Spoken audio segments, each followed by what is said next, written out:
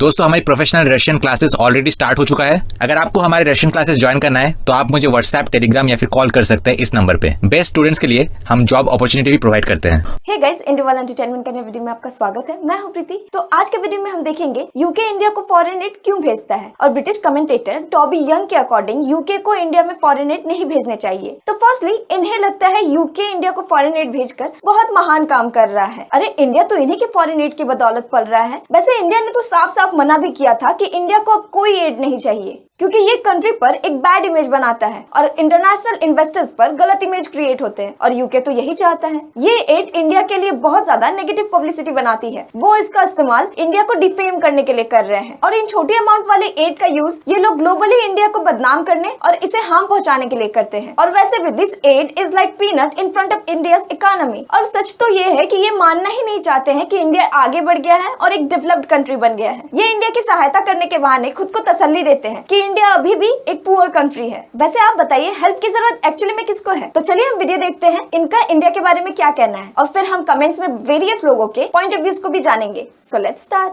तो पंकज गोयल, इनके सॉन्ग्स तो आपने सुने ही होंगे। अगर नहीं सुना तो जरूर सुनिए। और हाल ही में इनका एक न्यू सॉन्ग रिलीज हुआ है, मुझे तो काफी अच्छा लगा। ये इंग्लिश में सॉन्ग्स बनाते हैं और इनका मोटिव है ये इंडियन म्यूजिक को इंटरनेशनल मार्केट में पॉपुलराइज करना चाहते हैं। तो उनका ये इनिशिएटिव आप जरूर सपोर्ट करिए उनके न्यू सॉन्ग को देखकर, जिसका नाम है I love my life. Yes, इनके स्पॉटिफाई का लिंक डिस्क्रिप्शन में दिया हुआ है।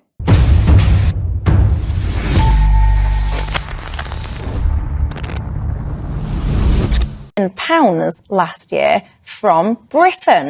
Toby, मैं आपसे फॉरेन एड के बारे में पूछना चाहूंगी। पर्सनली मुझे ये लगता है कि पूरे चीज को एक मोनूमेंटल ओवरहॉल की जरूरत है। overhaul.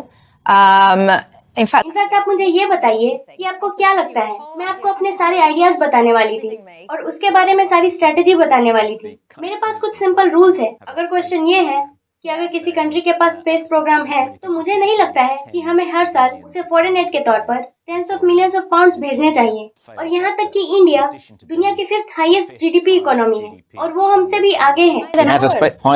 उसके पास खुद का एक स्पेस प्रोग्राम है, तो हम इसे फॉरेन एड क्यों दे रहे हैं? लेकिन क्या आपके पास बस एक यही रीजन है? अगर किसी के पास स्पेस प्रोग्राम नहीं है तो क्या वो इस लिस्ट में होंगे? ऐसा नहीं है, लेकिन मुझे लगता है इसे उस लिस्ट में नहीं होना चाहिए। और मुझे ये लगता है कि कुछ डिजर्विंग रिसीवर्स हैं और कुछ पुअर कंट्रीज हैं जिन्हें वास्तव में फॉरेन एड से मदद मिलती है। और मुझे लगता है कि ये ब्रिटेन और उन कंट्रीज के बीच संबंध बनाने में मदद करता है, लेकिन इंडिया के साथ ऐसा नहीं है। एमा, मुझे लगता है कि ये बहुत ही कॉम्प्लिकेटेड है।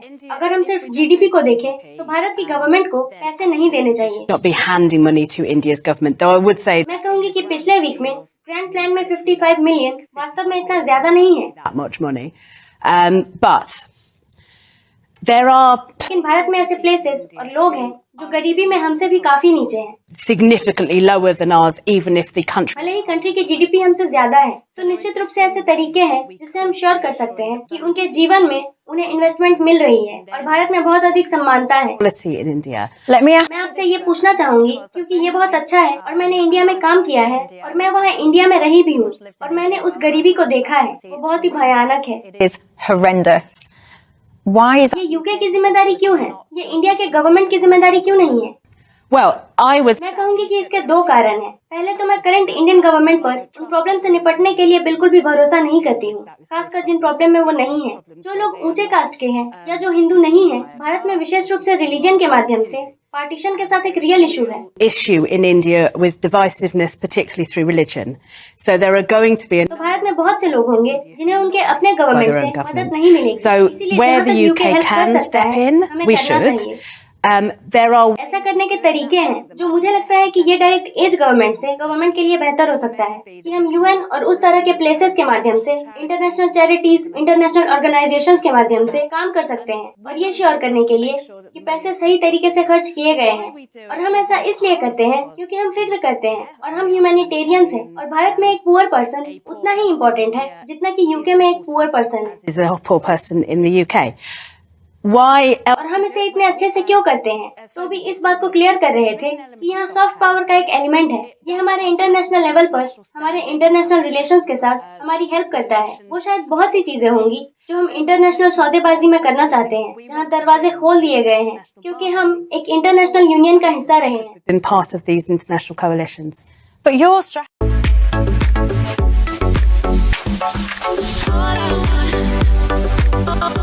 पहला कमेंट है लॉरा मिप्सम। इन्होंने लिखा है इंडिया ने श्रीलंका को इस साल $4 बिलियन दिए, 150 कंट्रीज को फ्री ऑफ कॉस्ट में वैक्सीन प्रोवाइड किए जब आप इसकी बुराई ढूंढने में बिजी थे। अफगानिस्तान के क्राइसिस में 45 टन ऑफ मेडिसिन असिस्टेंस और वीट प्रोवाइड किए। $2.3 बिलियन दूसरे कंट्रीज में क्रेडिट लाइन और अदर मटेरियल्स की हेल्प वो तो अलग ही है, फिर भी सिटीजन्स गवर्नमेंट की हेल्प कर रहे थे। और वहीं जब मैं एक ऐसे देश को देखता हूँ जो 1971 के युद्ध में हमारे खिलाफ एक न्यूक्लियर फ्रिगेट भेजता है और इन्होंने हमें GSP देने से भी मना कर दिया था 1999 के वॉर में हमारे मिलिट्री और स्पेस के खर्च में सवाल उठाते हुए, जिससे मुझे आश्चर्य होती है। फिर डार्क नाइट ने लिखा है लेट मी क्लियर दिस, ये एक ऐसी सहायता है जिसकी इंडियन गवर्नमेंट ने कभी मांग नहीं की एंड इवन ब्लॉक्ड इट, लेकिन यूके ने इंसिस्ट किया कि इसे कंटिन्यू किया जाए। सेकेंडली, ये एड इंडिया के कुछ NGOs में दिए जाते हैं जो यहाँ इंडिया के लिए प्रोपेगेंडा चलाते हैं। इंडियन गवर्नमेंट ने ऐसे काफी सारे फॉरेन फंडेड ग्रुप्स को बैन कर दिया है।